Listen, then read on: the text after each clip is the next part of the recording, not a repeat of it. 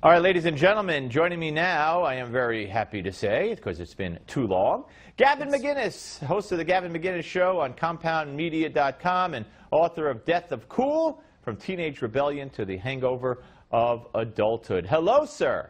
Hello, Mr. Melzberg. Oh, what is going on? Well, you know, I think since the last time we talked, everything's going along pretty well.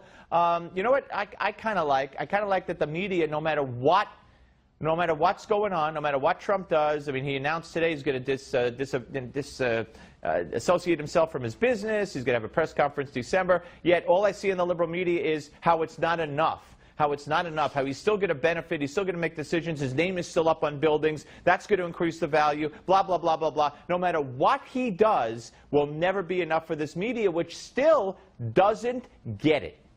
Well, remember the New York Times, when charter schools started to thrive in Harlem, they were so annoyed because they like black people to be their little pets, and if black people like private business more than public schools, it doesn't look good for them. So they had a headline that said, though charter schools thrive in Harlem, it's not the perfect fix because not everyone can go there, you know. And you see this with the media and Trump. They keep coming up with some sort of criticism, like he tweets too much, or he falsely claimed that there was illegal votes. And then they have guests on their shows, and the guests go, yeah, actually, he's right. There was a lot of illegal voting. And they go, well, it was stupid that he tweeted it. Why is he going to tweet? What about the tweet? See, to me, I have no problem with him tweeting. We're living in a different world. By tweeting, he reaches I don't know what he's got, 15 million people. If he goes on CNN and does an interview, or goes on 60 Minutes and does an interview, or whatever, he's only going to reach a couple of million. On CNN, it's 500,000. Anywhere else, 2 million. So why not tweet and not have to put up with the inane questions of the people interviewing you?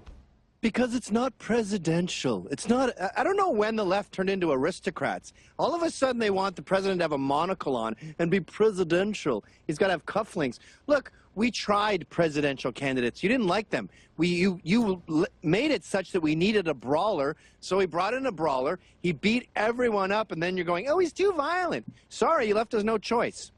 Yeah, absolutely. So what do you think of the victory he announced today on the Carrier air conditioners, saying that a deal's been cut, that they're going to stay in these states and not go to Mexico for that? I don't like it. Why? I'm exhausted from winning. Now, he said we would only become tired from winning. I'm getting a hernia. I'm going to have to get out my inhaler soon. I mean, we had... The New York Times apologized. You've got professors being rehired. We've got the Dow up past 19,000. We've got all these appointees like K.T. McFarland, all these talented generals with real and real courage. And then he's already bringing jobs back? Stop. Stop. I'm going to join the protest soon and say, stop Donald Trump. I'm exhausted from winning. I can't take it anymore. All right. Talking about apologizing. Mitt Romney, after having another meeting, this one a public spectacle at Jean-Georges, afterward he said something to the press. He didn't apologize. What do you think is going on? I'm asking everybody, what do you think is going on with that? Because why bring him out twice if you're not going to hire him as Secretary of State? But on the other hand, why not just name him already if he's the guy? He's not the guy. It's a public humiliation. This is the art of the deal. The reason Donald Trump is successful, by the way, to be successful in Idaho is great, and I love all entrepreneurs, but it takes a certain amount of tenacity and just savage bravery to become a successful entrepreneur in New York, because New York is harsh, and you know the saying goes, it's New York City, you got hustled. And Donald Trump's thing has always been to vanquish your enemies. He always wants to destroy anyone who hurt him in any way. Someone punches him, he punches them back twice as hard. So this is a humiliation tour where he's bringing Romney back and slapping him around in front of everyone like the king to make him look like a fool and to make it clear to everyone else that if you mess with me, I will humiliate you. So that's what you think he's doing, and you think, I mean, you think Romney knows this? Or, I mean, I got a feeling, just my take, looking at him, I don't know if you saw the clip that when he came out yesterday and he talked, and he didn't apologize. He has confidence that Trump is going to be the one to do this, do that. It didn't sound like like a guy who had just been told, you're going to probably be my Secretary of State. In fact, he probably sounded like the guy who got no such news whatsoever. If not, you're out. He certainly was left with lots of doubt. Romney is a wimp. He's just like Jeb. And the reason he didn't win is because he never takes the low road, and he thinks he's presidential. It doesn't work, Romney. Remember when Arianna Huffington said, oh, we're only going to cover Trump in the entertainment pages because he's not a politician, he's entertainment. Romney never would have responded to that. Jeb never would have responded to that. Trump's response was, I understand why Arianna Huffington's husband left her for a man. I think he made the right choice. All right. Let me ask you this. Looking at what happened at Ohio State a couple of days ago, it took the investigators 48 hours before they finally came forward and said, we have reason to believe this is terrorist related. I got to tell you, the second I saw, I was live on the air, and the second I saw that they said most of the damage by the attacker was done with a car and a knife, I said, look, I don't know his name, I don't know what he looks like, I don't know what his religion is, but this is out of the ISIS playbook. And 48 hours, finally the investigators, after reading all the Facebook posts and everything that said, us Muslims and you people better stop and leave us Muslims alone, well, it might have been influenced by terror. I just said to Robert Spencer maybe 3 days before, we're about due for an attack. What's the next attack going to be? And there's this myth going around that redneck terrorists are just as common as jihadist terrorists. And the way they get to that is they do things like the beheading in Ohio. They call it workplace violence. They call Fort Hood workplace violence. And then they also take other attacks from Southerners and they make that, like Dylan Roof, they make that into white terrorism. What's really going on here is, right away. Like the first thing you think when you're in an attack is you go, what was his first name, please? And if it's not a bunch of guys taking over a bird sanctuary because they're sick of getting bullied by tax collectors, then you know that it is Islam.